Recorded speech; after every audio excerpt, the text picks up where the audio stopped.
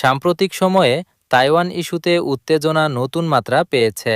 চীন স্পষ্ট ভাষায় জানিয়েছে, তাইওয়ান স্বাধীনতার ঘোষণা দিলে তারা চরম সামরিক পদক্ষেপ নিতে বাধ্য হবে।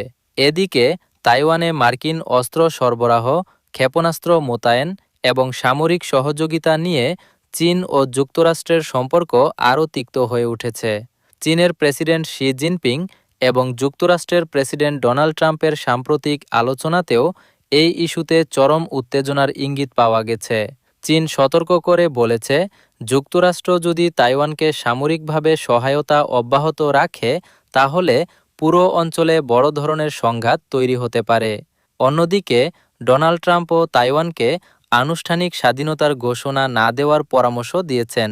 তিনি বলেন, শি জিনপিং সেখানে যুদ্ধ বা অস্থিরতা কোনোটাই দেখতে চান না।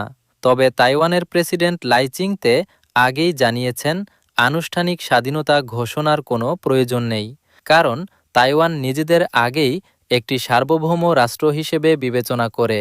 হরমুজ প্রণালী দিয়ে জাহাজ চলাচল নিয়ে ইউরোপীয় দেশগুলো এখন তেহরানের সঙ্গে আলোচনা চালিয়ে যাচ্ছে। ইরানের রাষ্ট্রীয় টেলিভিশনে তথ্য জানিয়েছে।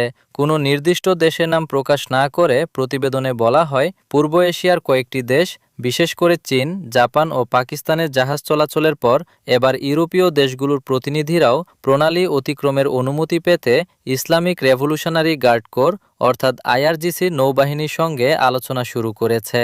গত ২৮ ফেব্রুয়ারি যুক্তরাষ্ট্র ও ইসরায়েলের হামলা শুরুর পর থেকেই অত্যন্ত গুরুত্বপূর্ণ এই সমুদ্রপথে জাহাজ চলাচল অনেকাংশে সীমিত করে দেয় ইরান। যদিও গত ৮ এপ্রিল থেকে দুই পক্ষের মধ্যে একটি নাজুক যুদ্ধবিরতি কার্যকর রয়েছে, তবুও পরিস্থিতি এখনও পুরোপুরি স্বাভাবিক হয়নি। এই গুরুত্বপূর্ণ নৌপথের ওপর ইরানের নিয়ন্ত্রণ বিশ্ববাজারে বড় ধরনের অস্থিরতা তৈরি করেছে। একই সঙ্গে তেহরান কৌশলগতভাবেও শক্ত অবস্থানে চলে গেছে।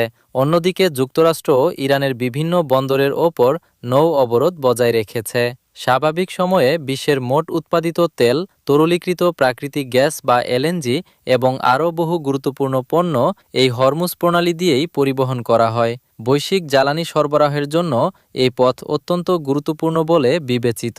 আইআরজিসি এক বিবৃতিতে জানিয়েছে, হরমুজ প্রণালী ব্যবস্থাপনা প্রোটোকল নিয়ে সমঝোতার পর সাম্প্রতিক দিনগুলোতে চীনসহ বিভিন্ন দেশের ডজনখানেক জাহাজকে পারাপারের অনুমতি দেওয়া হয়েছে।